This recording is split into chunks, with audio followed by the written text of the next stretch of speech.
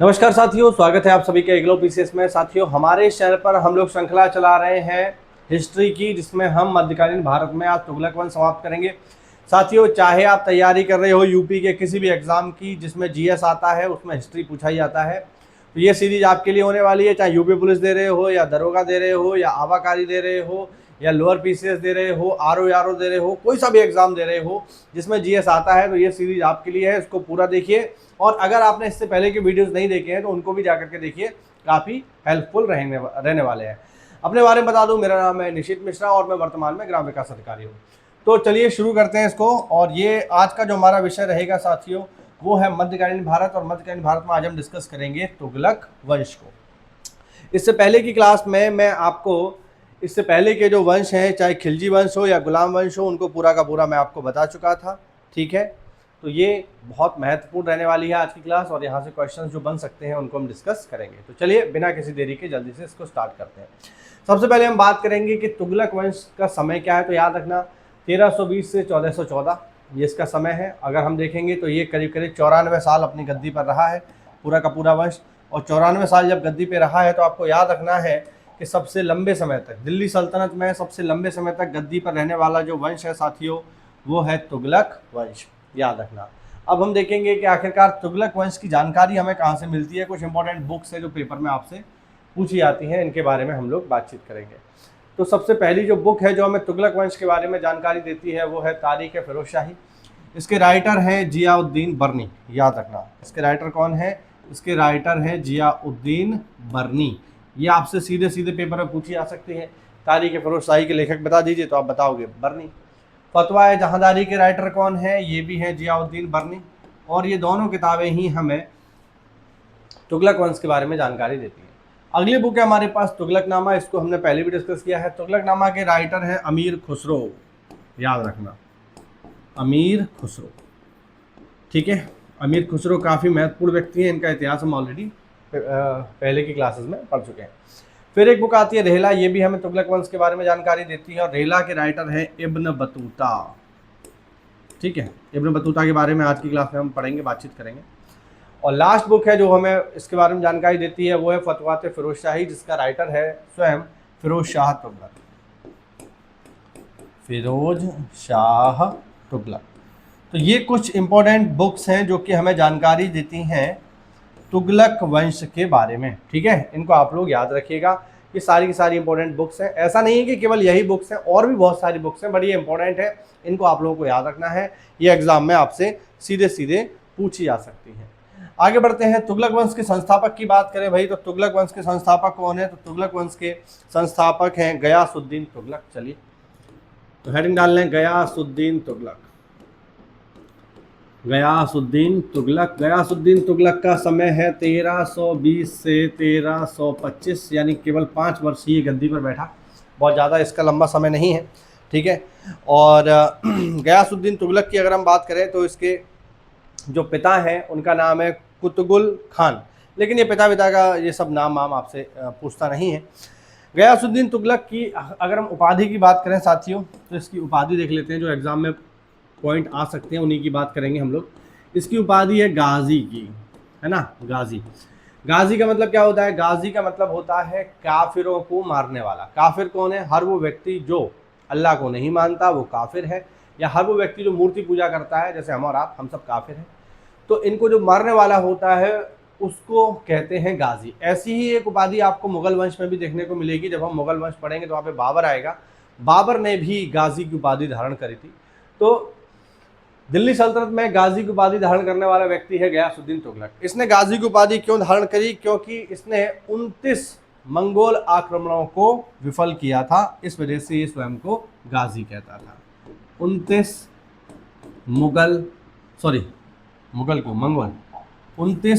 Mongol आक्रमण, मुगल नहीं, 29 Mongol आक्रमण इसने विफल करे या असफल करे। तो चूंकि ये एक बड़ा काम था, इसलिए इसने क्या किया? इसने अपने आप को गाजी की उपाधि दी। ठीक है, याद रखना। तो गाजी की उपाधि इसने स्वयं को दी है। इंपॉर्टेंट है, पेपर में पूछा जा सकता है। अब चूंकि इसका समय बहुत ज़्यादा है नहीं, लेकिन फिर भी इसने 2-4 काम किए हैं। जैसे अगर हम देखें तो दिल्ली सल्तनत में नहरों का निर्माण करने वाला पहला दिल्ली सुल्तान, नहरों का निर्माण, याद रखना, नहरों का निर्माण करने वाला पहला दिल्ली सुल्तान। तो नहरों का निर्माण करने वाला पहला दिल्ली सुल्तान कौन है? वो है गयासुद्दीन तुगलक, जिसने नहरें बनाई। नहर हम सब लोग जानते हैं, ठीक है, किसी नदी से काट करके पानी की जो धारा निकाली जाती है उसे नहर कहते हैं, और नहर हमेशा मानव निर्मित होती है, प्राकृतिक नहीं होती। तो नहरों का निर्माण कराने वाला पहला दिल्ली सुल्तान कौन है? तो आप याद रखेंगे गयासुद्दीन तुगलक, ठीक है। इसने कुछ किले भी बनवाए, जैसे इसने किला बनवाया जिसका नाम है तुगलकाबाद, इसको आप लोग याद रखना, तुगलकाबाद किला बनवाने वाला व्यक्ति कौन है? तो वो है गयासुद्दीन तुगलक, ठीक है। अब गयासुद्दीन तुगलक जो है, इन्होंने कुछ विजय अभियान भी किए हैं जो केवल आप सुन लो। 1323 में इन्होंने जो है एक अभियान किया जिसको हम लोग कहते हैं तेलंगाना का अभियान, ठीक है। 1324 में इन्होंने मंगोलों को हराया, और 1325 में इन्होंने किया बंगाल विजय अभियान। ये केवल आप सुन लो। तो 1325 में जब ये बंगाल विजय अभियान करके लौट रहे थे तो इनका एक भतीजा था जिसका नाम था मोहम्मद बिन तुगलक। तो 1325 में इन्होंने क्या किया साथियों? 1325 में इन्होंने बंगाल विजय अभियान किया, और बंगाल विजय अभियान करके जब ये लौट रहे थे,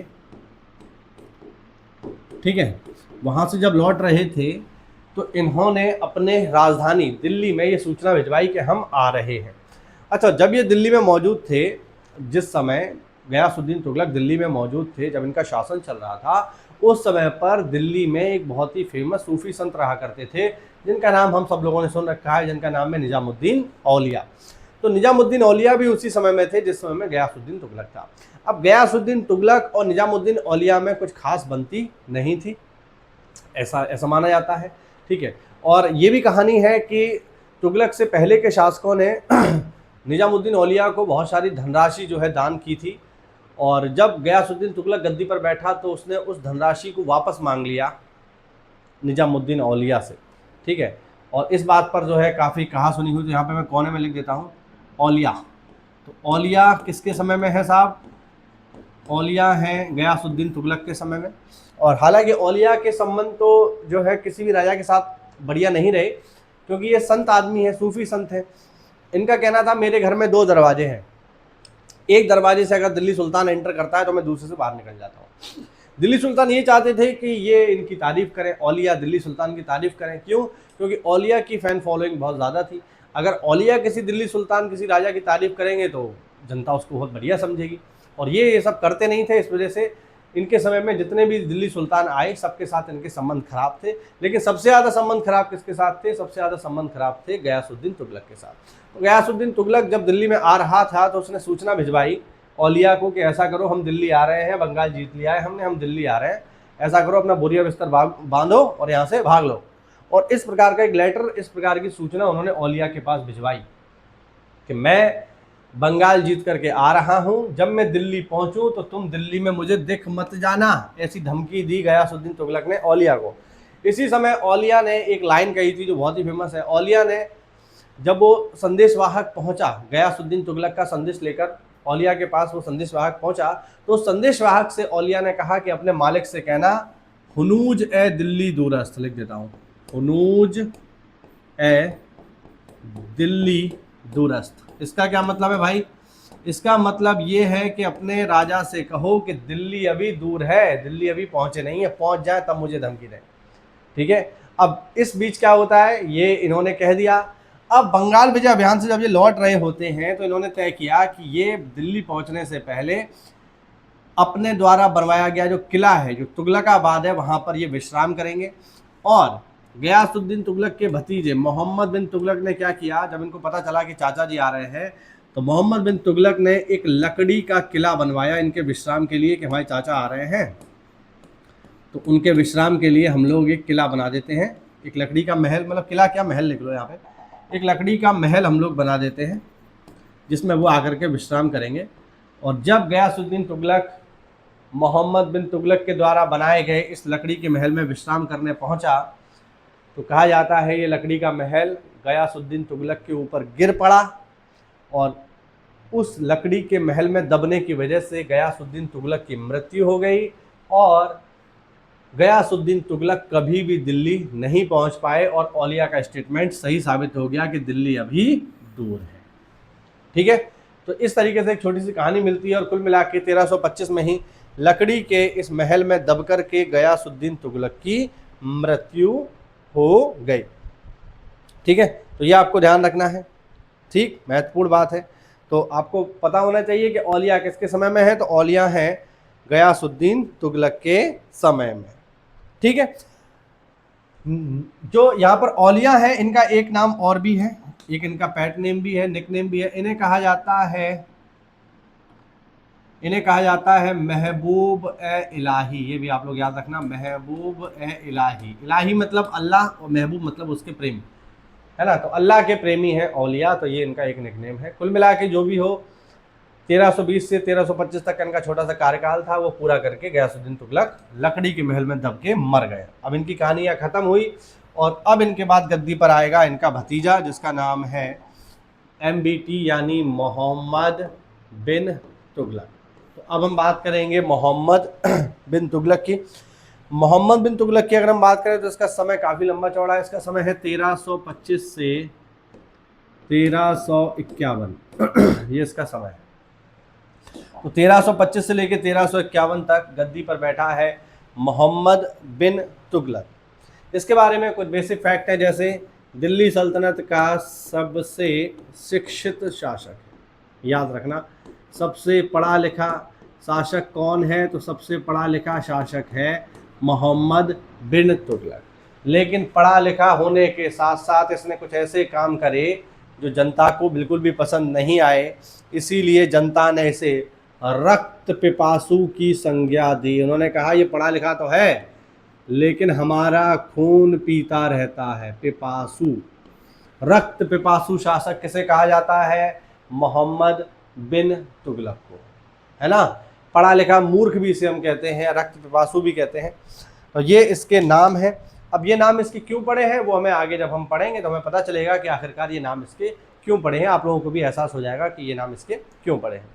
अगर हम इसके बारे में और जानकारी लें तो इसकी उपाधि है वो भी आप देख लो। उपाधि इसकी है उलूग खां।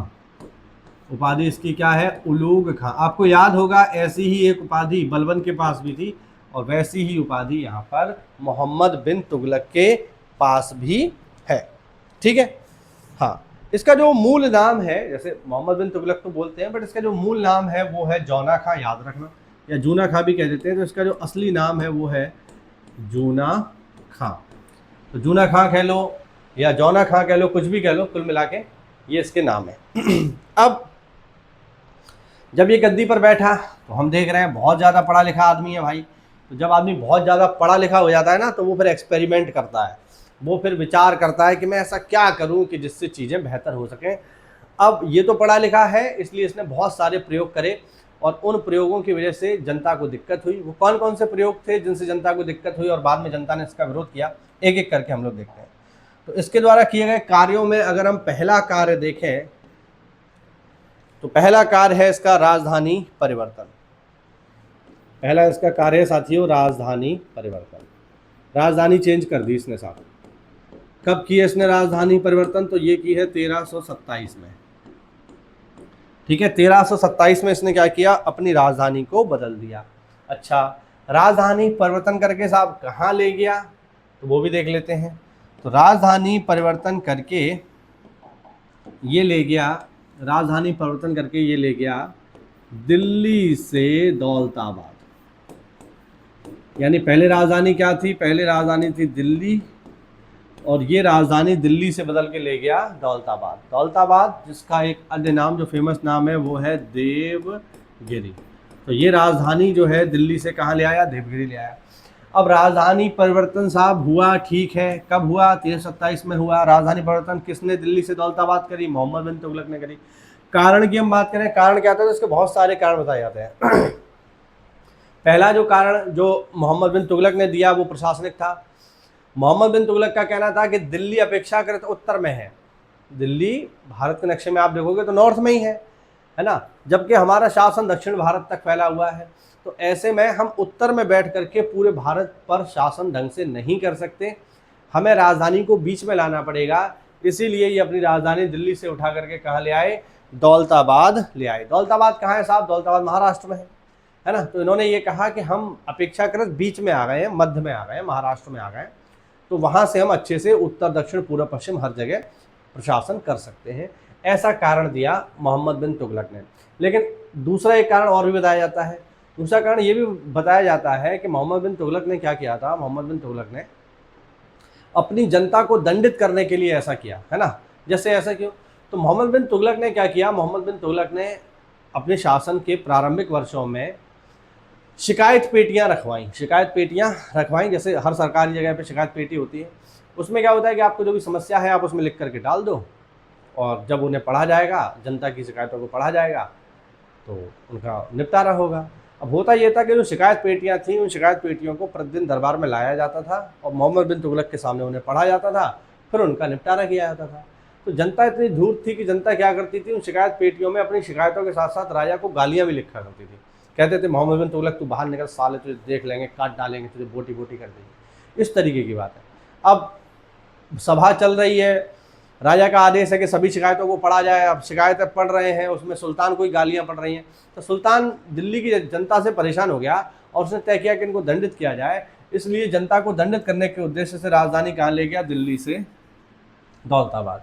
और ये तथ्य ज़्यादा सटीक मालूम होता है, क्योंकि अगर केवल राजधानी परिवर्तन करना उद्देश्य होता तो केवल प्रशासनिक लोगों को या प्रशासनिक कार्यालयों को दिल्ली से दौलताबाद ले जाते। जैसे मान लो अब राजधानी उत्तर प्रदेश की जैसे राजधानी चेंज कर दी जाए, है ना, लखनऊ से उठा करके उसे हम ले जाएं कहीं और, आगरा ले आएँ मान लो, या बीच में ले आएँ कहीं।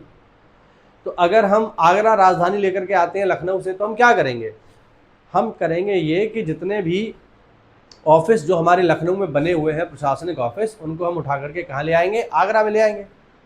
इतना ही तो करेंगे।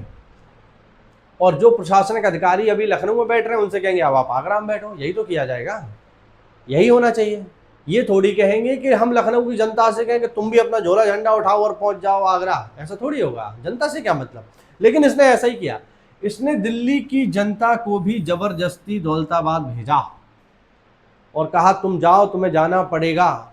और लोगों को भी ज़बरदस्ती जब दौलताबाद ले आया तो लोग, पहले तो लोगों को जाने में ही दिक्कत हुई, कहाँ दिल्ली कहाँ दौलताबाद, कितना अंतर हो गया ये, है ना। दूसरा वहाँ की जलवायु भी अलग है, वहाँ का हर चीज़ अलग है, तो लोग वहाँ टिके नहीं। और इसका परिणाम ये हुआ कि जब लोग टिके नहीं तो राजधानी तो दिल्ली से दौलताबाद हो गई, लेकिन धीरे धीरे करके लोग सब दौलताबाद से वापस कहाँ आ गए, दिल्ली वापस आ गए। और उसका परिणाम ये रहा कि ये जो प्रयोग था राजधानी परिवर्तन का, ये महज 1 वर्ष में ही ख़त्म हो गया। 1327 में शुरू हुई और 1328 में सारे लोग दौलताबाद से वापस दिल्ली भगाए। और राजधानी परिवर्तन का जो कार्यक्रम था ये भी कैसा हो गया, ये भी हो गया साथियों असफल। तो ये कार्यक्रम कैसा रहा साथियों, ये कार्यक्रम पूरी तरीके से असफल रहा। ये आपको याद रखना है। अब इसमें क्या याद रखना है, राजधानी परिवर्तन कब हुई, ठीक है, किसने की और कहाँ से कहाँ हुई, बस इतना ही याद रखना है। बाकी सब आपके काम का नहीं है, वो पेपर में नहीं आएगा। तो पहला कार्यक्रम साहब इसने ये चलाया, ठीक है। अब बुद्धिमान आदमी है तो शांत थोड़ी बैठेगा, वो कुछ ना कुछ उंगली करता रहेगा, है ना, पढ़ा लिखा है। तो दूसरा इसने क्या किया, दूसरा इसने किया सांकेतिक मुद्रा का चलन। चलिए दूसरा जो इसका काम है वो देखते हैं। दूसरा इसका काम देखते हैं साहब। दूसरा काम है, इसने दूसरा काम किया सांकेतिक मुद्रा, सांकेतिक मुद्रा का चलन। अब इसने सांकेतिक मुद्रा चलाई साहब। सांकेतिक मुद्रा मतलब टोकन करेंसी, है ना। टोकन करेंसी क्या होती है, आज के समय में भी अगर हम देखें तो आज भी टोकन करेंसी ही चल रही है। जैसे हमारे पास 500 का नोट है, अब 500 का जो नोट कागज का ही तो है हमारे पास। क्या आपको लगता है कि 500 के नोट को बनाने में 500 रुपए का खर्चा आता है, इस वजह से उसके मूल्य 500 है? ऐसा नहीं है। उसे बनाने में कितना रुपया खर्चा आता होगा, 3, 4, 5, 6, बस ज़्यादा से ज़्यादा 10 रुपया, ज़्यादा से ज़्यादा। कागज़ है ना, उसमें छपाई तो करनी है, बस थोड़ा सिक्योरिटी डालनी है, बस हो गया। तो ये सब सांकेतिक मुद्रा है। अगर उसी 500 के नोट को एक इंक बदल करके 500 की जगह 600 कर दिया जाए तो वो 600 का बन जाएगा। तो आज के समय में हम जो करेंसी यूज कर रहे हैं वो सब टोकन करेंसी है। अब सरकार उसे 600 की जगह 700 कर दे, 800 कर दे। अभी बीच में 2000 का नोट आया था, तो उसे बनाने में 2000 का खर्चा थोड़ी हो रहा था। तो ये सब टोकन करेंसी है। लेकिन अभी मान लो सरकार 2000 की जगह 3000 का नोट निकाल दे, 5000 का नोट निकाल दे, तो हमें कोई दिक्कत होगी? हमें कोई दिक्कत नहीं होगी, क्योंकि हम सब लोग समझदार हैं और हम लोग इसको अपना लेंगे। लेकिन उस समय के लोग इतने समझदार नहीं थे जो ये चीज समझ पाते, इसीलिए ये प्रोग्राम असफल हो गया। अब हुआ क्या कि इस समय में जो मुद्राएं चलती थी साथियों, वो दो चलती थी। मुद्रा चलती थी यहाँ पे टका या टंका ऐसे कहते थे। टंका होता था किसका साथियों? टंका होता था चांदी का। ठीक है, टंका होता था चांदी का। अब इस समय में, जिस समय में ये सारी चीजें हो रही हैं, मोहम्मद बिन तुगलक के समय में, ये बात है 1329 की। तो 1329 में साहब क्या हो रहा है, विश्व स्तर पर चांदी की कमी हो गई। अब चांदी हमारे यहाँ इतना होता नहीं है, आज भी हम आयात ही करते हैं, तो चांदी की हो गई कमी। चांदी की कमी हो गई साहब, चांदी है नहीं, सिक्के चांदी में ही छपेंगे। तो इससे राजा ने सोचा कि इतनी सारी चांदी हम कहाँ से लाएं। तो हम ऐसा करते हैं कि जो टंका का मूल्य है, जो चांदी की मुद्रा है, इसे हम कन्वर्ट कर देते हैं। यानी टंका जो इस समय चांदी में चल रहा है, उसका मूल्य तो वही रखेंगे, लेकिन इसकी जो धातु है वो चांदी से बदल के कर देते हैं क्या? पीतल। पीतल एक सहज धातु है, हमारे यहाँ बहुत सारी है, तो कोई दिक्कत नहीं होगी। मूल्य इसका जो है वही रहेगा, जो चांदी का था वही पीतल का भी रहेगा। तो लोगों से जनता, मतलब लोगों से राजा ने अपील करी कि आप ऐसा करो, आपके पास जो भी चांदी के टंके हैं वो आप हमें दे दो, सरकार को दे दो, और उसी मूल्य के हमसे पीतल वाले टंके ले जाओ। ठीक है। अब यहां पर लोगों ने ये सोचा, और उनका सोचना कहीं ना कहीं ठीक भी था, लोगों ने ये सोचा कि राजा कर क्या रहा है, राजा हमसे चांदी तो ले रहा है और दे क्या रहा है बदले में? पीतल। तो लोगों ने इसका विरोध कर दिया। लोगों ने कहा अच्छा हमें पागल समझते हो, चांदी दे के पीतल लेना चाहते हो, तो ये नहीं हो पाएगा। दूसरी बात, पहला तो ये विरोध हो गया। दूसरी बात, पीतल एक बहुत ही सहज उपलब्ध धातु थी, लगभग सभी के घर में पीतल थी उस समय पे। और आज भी अगर आप देखो तो हमारे जो घर होते हैं, अगर आप महानगरों में नहीं रह रहे हैं, थोड़ा आपका संबंध अपनी 2-4 पीढ़ियों से आप एक ही जगह पे रह रहे हो किसी गांव में, तो वहाँ पर आपको देखना पीतल के, तांबे के बर्तन आपको जरूर मिलेंगे। मेरे अभी भी तांबे के बर्तन हैं, तो तांबे के बर्तन होते हैं। तो तांबा एक ऐसी धातु थी, हर जगह उपलब्ध थी। अब हर जगह उपलब्ध है पीतल, बात समझ रहे हैं? पीतल तांबा हर जगह उपलब्ध है। जब हर जगह ये धातु उपलब्ध है, तो लोगों ने क्या किया, अपने घर में ही पीतल के सिक्के बनाने शुरू कर दिए, खुद के घर में, है ना। क्योंकि इस समय सिक्कों का डिजाइन इतना कॉम्प्लिकेटेड नहीं था, तो लोगों ने क्या किया, अपने घर में जो पीतल पड़ी हुई थी उसी को ठोक पीट के क्या किया, सिक्के बनाने शुरू कर दिए, और मार्केट में अंधाधुंध सिक्के चलने लगे। अब इससे हुआ क्या, जब फेक करेंसी मार्केट में आ गई बहुत ज़्यादा, तो जब बाजार में बहुत ज़्यादा मुद्रा पहुंच जाती है, तो इससे एक समस्या खड़ी हो जाती है, जिसे अर्थव्यवस्था की भाषा में कहते हैं इन्फ्लेशन, हिंदी में कहते हैं मुद्रास्फीति। तो मार्केट में क्या आ गई साहब, मुद्रास्फीति आ गई। और मुद्रास्फीति जब जब आती है, तब तब क्या बढ़ती है, महंगाई बढ़ती है, क्योंकि मार्केट में पैसे बहुत ज़्यादा आ गए। तो महंगाई बढ़ने लगी, लोग और परेशान हो गए साहब कि एक तो चांदी लेके पीतल दे रहा है, ऊपर से फिर महंगाई इतनी बढ़ रही। जबकि महंगाई का कारण ये था, लोग खुद थे, लेकिन लोगों में इतनी समझ कहाँ। इसीलिए जब लोगों ने फेक करेंसी जानी मार्केट में डालनी शुरू कर दी, तो महंगाई बहुत बढ़ गई, और जब महंगाई बढ़ गई तो लोग और परेशान हो गए। अंत में राजा को फैसला लेना पड़ा कि साहब ऐसा करो, फिर से हम क्या करेंगे साहब, फिर से हम लोग टंका चांदी का ही चलाएंगे, पीतल का टंका हम लोग बंद कर दें। जब ऐसा हो गया तो लोगों के सिक्के बेकार हो गए, और लोगों ने उन सभी बेकार सिक्कों को फेंक दिया। और कहा जाता है कि दिल्ली के बाहर इन झूठे सिक्कों का, इन फेक करेंसीज का एक लंबा पहाड़ शुरू हो गया, एक लंबा पहाड़ बन गया, है ना। तो ये सारी चीज़ें हुई। बर्नी इस बारे में लिखते हैं कि ये ऐसा समय था जब कोई ऐसा हिंदू व्यापारी नहीं था जिसके पास खुद के सिक्के ना हो। यानी लोगों ने खुद के सिक्के बनाने शुरू कर दिए, व्यापारियों ने खुद के सिक्के बनाने शुरू कर दिए, और अंत में ये सांकेतिक मुद्रा का चलन भी कैसा रहा, असफल हो गया। उम्मीद करता हूँ आप लोग समझ पा रहे होंगे कि ये असफल क्यों हो गया। तो साहब ये भी असफल हो गया। अब सारी चीज़ें जो है यहाँ पर ख़राब होती जा रही हैं, क्या किया जाए। तो अंत में इसने तय किया कि साहब ऐसा करते हैं, अब कुछ विजय अभियान करते हैं, उनको जीत लेते हैं और वहाँ से जो पैसा वैसा मिलेगा उससे अपनी व्यवस्था हम आगे बढ़ाएंगे। तो इसने एक अभियान किया साथियों, लिख देता हूँ उसके बारे में। वो है आपका खुरासान अभियान। खुरासान अभियान। खुरासान अभियान हुआ है 1333 के आसपास, ठीक है।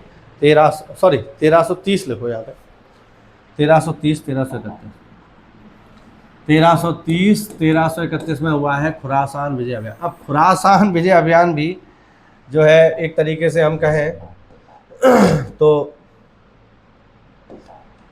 थोड़ा सा डेडली ही साबित हुआ, क्योंकि इसकी तैयारी मोहम्मद बिन तुगलक ने लंबे समय से की।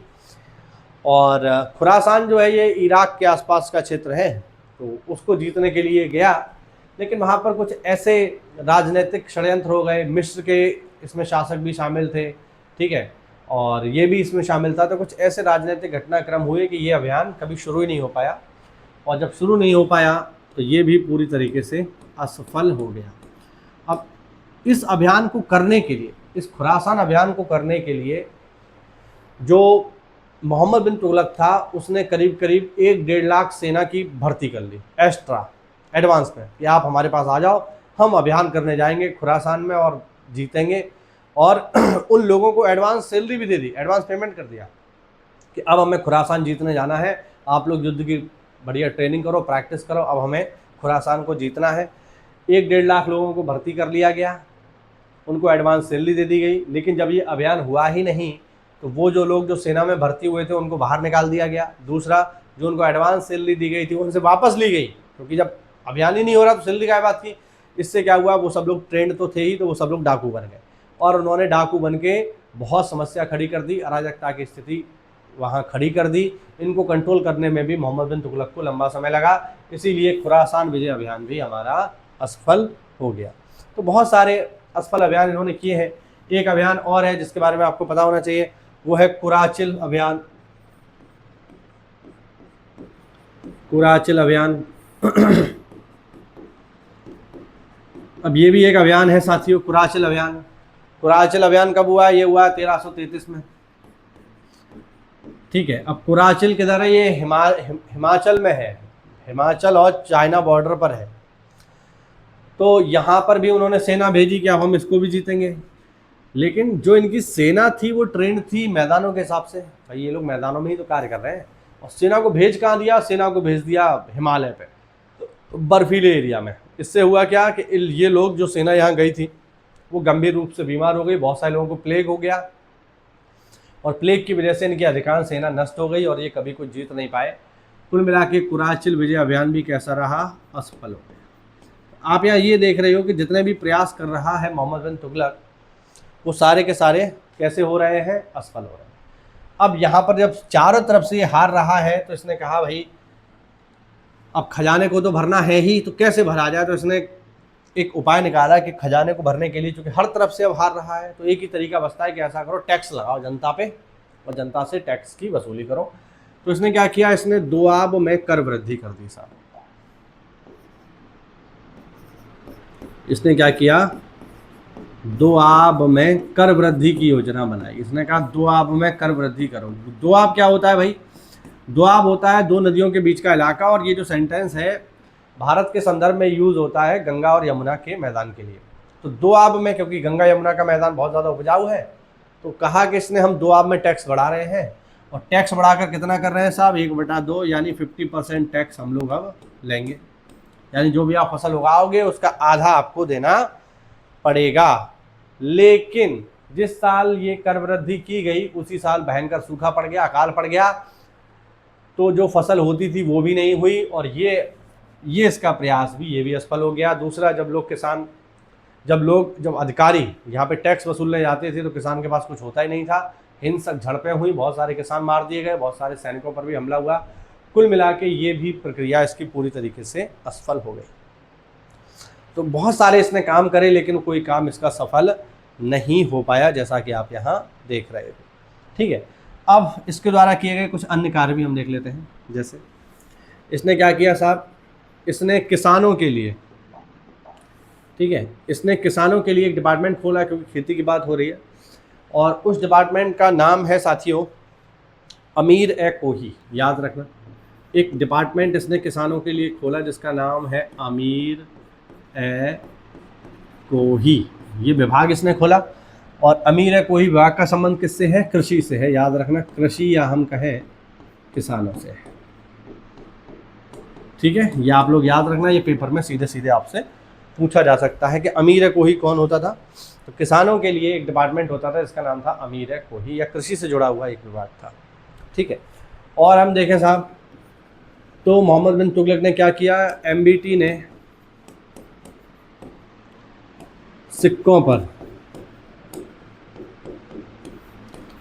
कलमा गुदवाना बंद कर दिया। इसने कहा सिक्कों पर कोई कलमा नहीं होगा। कलमा मतलब या इलाहे इल्लल्लाह मोहम्मद रसूलुल्लाह, ये कलमा होता है। तो कलमा सिक्कों पर लिखा होता था। इसने कहा कि सिक्के जो है काफिरों के हाथ में भी जाते हैं, नाली में भी चले जाते हैं, गंदगी में भी चले जाते हैं, उस पर अल्लाह का पवित्र नाम होना सही नहीं है, उसको वहाँ नहीं होना चाहिए। तो इसने सिक्कों पर कलमा गुदवाना समाप्त कर दिया। इसने कहा सिक्कों पर कलमा नहीं गोदा जाना चाहिए। इसी के समय में साथियों 1333 में इब्न बतूता भारत आया। इब्न बतूता याद रखना, बहुत इंपॉर्टेंट है। इब्न बतूता भारत आया। इब्न बतूता कहाँ से भारत आया या इब्न बतूता कहाँ का यात्री था, पेपर में पूछता है। तो ये मोरक्को का यात्री था। मोरक्को कहाँ पड़ता है? अफ्रीका में। मोरक्को अफ्रीकी यात्री था इब्न बतूता। ठीक है, यहाँ से ये आया था, और यहाँ पर आने के बाद ये यहाँ रहा। इसने अपनी एक बुक भी लिखी जो मैंने ऊपर आपको बताई, जो कि है रेहला। वो इसी की किताब है, ऊपर हम देख चुके हैं। ठीक है, इब्न बतूता की पुस्तक है। जब ये यहाँ पर आया तो मोहम्मद बिन तुगलक से मिला, और मोहम्मद बिन तुगलक ने इसको दिल्ली का काजी नियुक्त किया। याद रखना, मोहम्मद बिन तुगलक ने इसको क्या बनाया? मोहम्मद बिन तुगलक ने इसको दिल्ली का काजी बनाया। दिल्ली का काजी, काजी मतलब क्या है? तो आप ऐसा समझ लो न्यायाधीश है ये। ठीक है, धार्मिक मामलों का न्यायाधीश। तो दिल्ली का काजी इसको मोहम्मद बिन तुगलक ने नियुक्त किया, ये आपको पता होना चाहिए। ठीक है, तो ये सारी चीज़ें हो रही हैं। मोहम्मद बिन तुगलक के बारे में और हम बात करें तो मोहम्मद बिन तुगलक का जो राज्य था वो सबसे बड़ा था दिल्ली सल्तनत में। पूरी दिल्ली सल्तनत में सबसे बड़ा शासन किसका था? मोहम्मद बिन तुगलक का था। पूरे दिल्ली सल्तनत में सबसे ज़्यादा विद्रोह किसके समय पर हुए? मोहम्मद बिन तुगलक के ही समय पर हुए। और कुछ विद्रोह बहुत ही फेमस हैं जो एग्जाम में पूछे जाते हैं। जैसे पहला है विजयनगर की स्थापना। चलिए देखते हैं, पहला विद्रोह जो इम्पोर्टेंट है वो है विजयनगर की स्थापना। विजयनगर की स्थापना, ठीक है, बहुत फेमस है, आप लोगों ने सबने सुना होगा। विजयनगर की स्थापना किसके समय में हुई है? मोहम्मद बिन तुगलक के समय पर हुई है। कब हुई है? 1336 में हुई है। और करने वाले व्यक्ति कौन है? तो सबको पता है, दो भाई जिनके नाम है हरिहर और बुक्का। तो ये दो भाई हैं, हरिहर और बुक्का। इन दोनों भाइयों ने स्थापना की स्वतंत्र विजयनगर राज्य की, जिसकी राजधानी थी हम्पी। याद रखना, इसकी राजधानी इन्होंने क्या बनाई? विजयनगर साम्राज्य की राजधानी क्या थी? हम्पी। हम्पी क्यों फेमस है? क्योंकि हम्पी में ही है प्रसिद्ध रथ मंदिर, कर्नाटका में। ठीक है, याद रखना, तो इम्पोर्टेंट है। एक विद्रोह और हुआ इनके समय में जो काफ़ी एग्जाम में पूछा जाता है, आपको पता होना चाहिए। विजयनगर के बाद वो है बहमनी साम्राज्य की स्थापना। बहमनी राज्य, बहमनी राज्य की स्थापना भी किसके समय पर हुई है? मोहम्मद बिन तुगलक के समय पर हुई है बहमनी राज्य।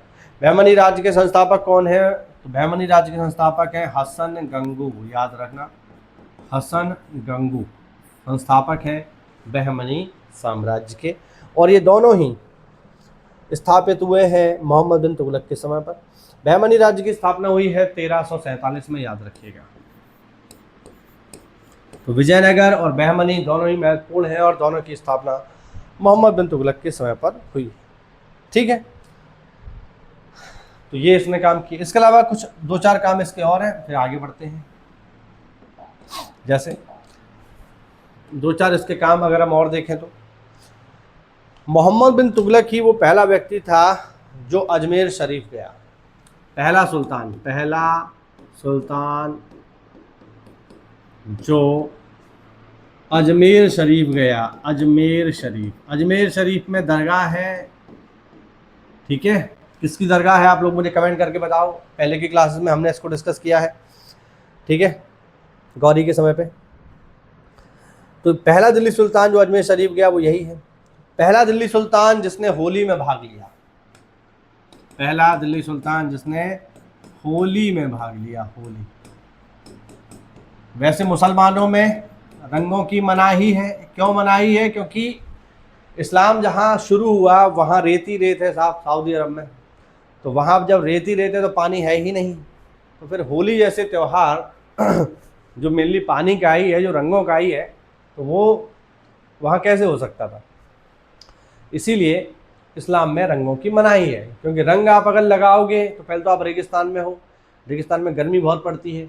अगर वहाँ आप हरे लाल पीले रंगों का इस्तेमाल करोगे तो गर्मी में वैसे ही भुन जाओगे। इसीलिए वो लोग कैसे कपड़े पहनते हैं? सफ़ेद। दूसरा, जब आप रंग खेलोगे तो पानी की ज़रूरत पड़ेगी, रेगिस्तान में पानी कहाँ से आया? इस वजह से रंगों से दूर हो गए। लेकिन भारत के संदर्भ में ये स्थितियाँ अलग है। तो होली में भाग लेने वाला पहला दिल्ली सुल्तान कौन है? वो है मोहम्मद बिन तुगलक, याद रखिएगा, ठीक है। इसने न केवल होली में भाग लिया बल्कि धार्मिक रूप से ही सहिष्णु था और इसने गायों के लिए गौशालाओं का भी निर्माण करवाया। यह पॉइंट आप नोट कर लीजिएगा, काफ़ी महत्वपूर्ण है, ठीक है। तो कुल मिला के ये सारी चीज़ें थी और इन्हीं सब चीज़ों के साथ 20 मार्च 1351 को मोहम्मद बिन तुगलक की मृत्यु हो गई।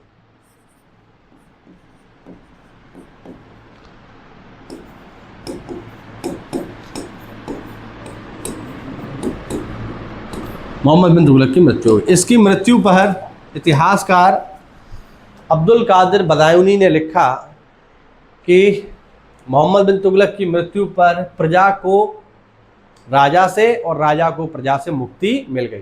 क्योंकि दोनों ही एक दूसरे से परेशान थे। मोहम्मद बिन तुगलक अपनी प्रजा से परेशान था और प्रजा मोहम्मद बिन तुगलक से परेशान थी, और इस कारण से दोनों ही एक दूसरे से परेशान थे। और इसकी मृत्यु के बाद ये दोनों ही एक दूसरे से मुक्त हो गए और इसी प्रकार से इनकी मृत्यु हो गई, ठीक है। तो ये हुआ हमारा मोहम्मद बिन तुगलक, ठीक है। अगली क्लास में हम फिरोज शाह तुगलक ख़त्म करेंगे और फिर अगली क्लास में हम ख़त्म करेंगे सैयद वंश, ठीक है। उम्मीद करता हूँ ये छोटा सा वीडियो आपको पसंद आया होगा। नोट्स बनाइए, अच्छे से तैयारी करिए और जो भी आपके एग्ज़ाम्स लगे हुए हैं उनको आप अच्छे से क्रैक करो, मेहनत करो। मुझसे जुड़ने के लिए मेरा टेलीग्राम चैनल ज़रूर ज्वाइन कर लो, इसका लिंक मैं नीचे दे रहा हूँ। वहाँ से आपको सारे वीडियो की इन्फॉर्मेशन तुरंत मिलेगी और मुझसे आप सीधे सीधे बात भी उस चैनल के थ्रू कर सकते हैं। मिलता है अगली क्लास में, तब तक के लिए जय हिंद, जय भारत, वंदे मातरम।